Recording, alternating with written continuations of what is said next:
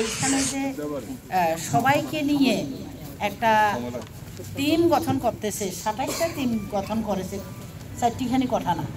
কথা হচ্ছে একটা গ্রুপ বের করতে অনেক সময় লাগে।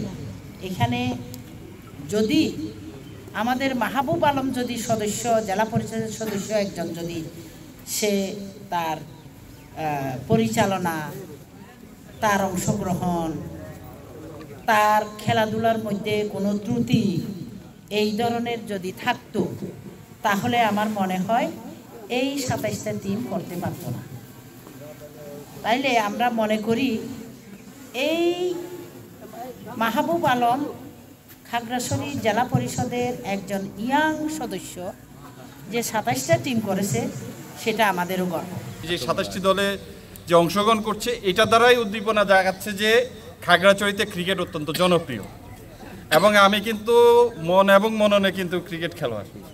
আমি যখন কক্সবাজারে ছিলাম, আমি আশরাফুলকে নিয়ে আসছি, আমি বাংলাদেশ টিমের অনেককে নিয়ে আসছি। আমরা T20 ম্যাচ খেলেছি, একই জার্সি পরে আশরাফুলের সাথে খেলেছি। আমি স্বপ্নতেও দেখি যে 6 মারি, হ্যাঁ, স্বপ্নতে দেখি 4 মারি। যতটুকুই খেলি আমরা যারা আছি প্রত্যেকেই, বিশেষ করে আমাদের নির্বাহী কর্মকর্তা আছেন, আমাদের এই বিশেষ করে আমাদের সদস্য যারা আছেন, মাহবুবের কথা না বললে না, সেও খুব ভালো ক্রিকেট খেলে। তো আমরা যারা আছি, তোমরা যারা এখানে আসছো, ভবিষ্যতেও যদি এরকম কোনো T20 অংশগ্রহণ সুযোগ থাকে, খাগড়াছড়ি জেলা পরিষদ সব সময় তোমাদের সাথে থাকবে। আমি মনে করি যে খেলাধুলার মাধ্যমে আমাদের যুব সমাজটা মাদক বা বিভিন্ন মোবাইল গেমস থেকে মুক্তি পাবে। তারা যদি মাঠে থাকে, তাহলে আমাদের যুব সমাজ সামনে দিকে এগিয়ে যেতে পারবে। অনেক টুর্নামেন্ট আছে, এবারের মতো টুর্নামেন্ট আর হয় নাই। আপনার মনে করি সবসময় টুর্নামেন্ট ছাড়লে আমাদের মাদক নেশা থেকে আমরা দূরে থাকবো, সবসময় খেলাধুলা করবো, পড়ালেখা করবো, এটাই আমাদের চাপ। আজকে শুভ উদ্বোধন ম্যাচ।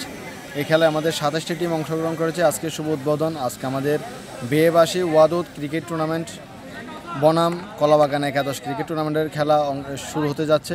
এবং আমি আশা রাখছি আমাদের খাগড়াছড়ি এবং সারা বাংলাদেশে এভাবে আবার যখন সবাই যুব সমাজটা খেলার দিকে অগ্রসর হব, তাহলে আমরা একটা ক্রীড়া অঙ্গন বাংলাদেশ পাবো এবং মাদক মুক্ত একটা দেশ করতে পারবো।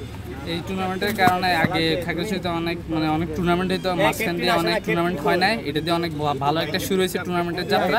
আর এখানে অনেক ফ্যাসিলিটিস ভালো দিয়েছে, তাই আর টুর্নামেন্ট আরো সামনে থেকে জেলা পর্যায়ে যাবে, জেলা পর্যায় থেকে দেন বিবেক পর্যায় থেকে দেন ন্যাশনাল পর্যায়ে।